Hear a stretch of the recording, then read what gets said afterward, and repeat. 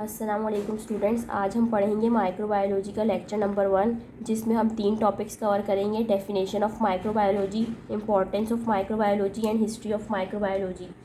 Microbiology basically है क्या? It is the study of micro organisms. इसमें हम उन तमाम ऑर्गेनिज़म्स के बारे में पढ़ते हैं जो हमें नेकेड आई से नज़र नहीं आते, उन्हें हम माइक्रोस्कोप से देखते हैं। अब वो ऑर्गेनिज़म्स कौन कौन से हैं? बैक्टीरिया, वायरस, फंजाई, एल्गी और प्रोटोजोआ। बैक्टीरिया की स्टडी को हम बोलते हैं बैक्टीरियोलॉजी, वायरस की स्टडी को बोलते हैं वायरोलॉजी, फंजाई की स्टडी को बोलते हैं माइकोलॉजी, एल्गी की स्टडी को हम बोलते हैं फाइकोलॉजी और प्रोटोजोआ की स्टडी को हम बोलते हैं प्रोटोजूलॉजी।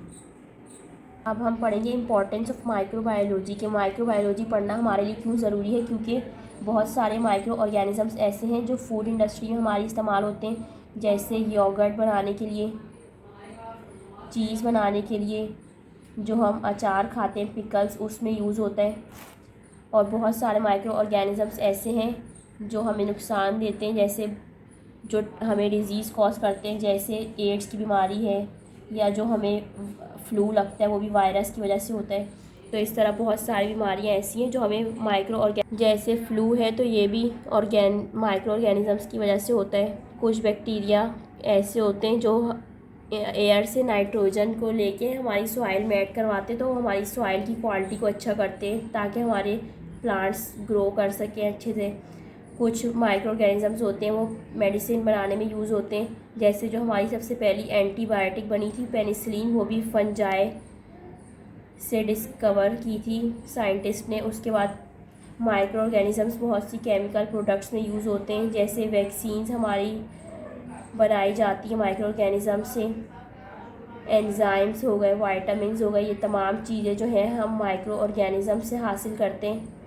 अब जो है माइक्रो ऑर्गेनिज़म्स हमारी इम्यूनिटी भी इंक्रीज़ करते हैं, जैसे वाइटामिन हमारी इम्यूनिटी के लिए बहुत ज़रूरी होते हैं, तो इसलिए वाइटामिन भी बनाए जा सकते हैं माइक्रो ऑर्गेनिज़म से।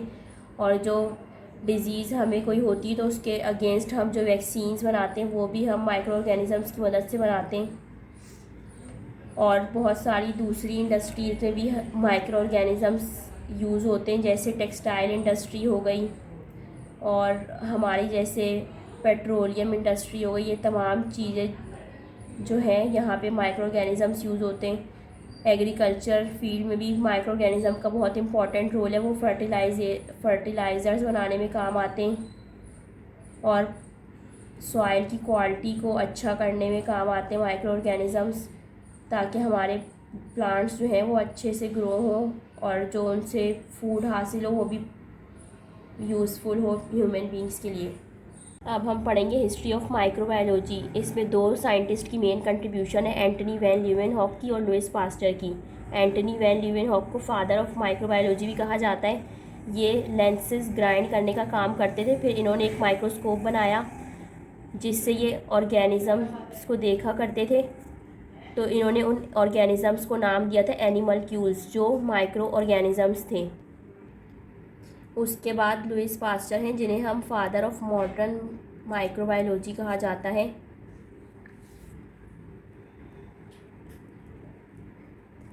लुइस पास्टर ने प्रोसेस ऑफ पॉस्चराइजेशन, स्टेरिलाइजेशन और फर्मेंटेशन जो है वो डिस्कवर किया है।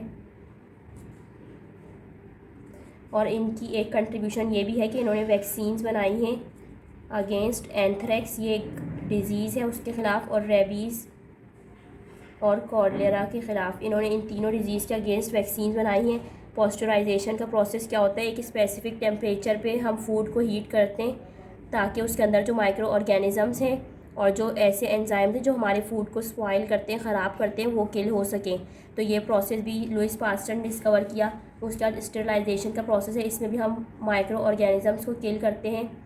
और तीसरा फर्मेंटेशन का प्रोसेस है, जिसमें कुछ केमिकल चेंजेस होती हैं, जैसे मिल्क कन्वर्ट होता है योगर्ट में, तो वो भी बैक्टीरिया की वजह से होता है। तो ये प्रोसेस भी जो है वो लुइस पास्टर ने डिस्कवर किया। अब हम नेक्स्ट लेक्चर में पढ़ेंगे ब्रांचेस ऑफ माइक्रोबायोलॉजी। तब तक के लिए अल्लाह हाफिज़।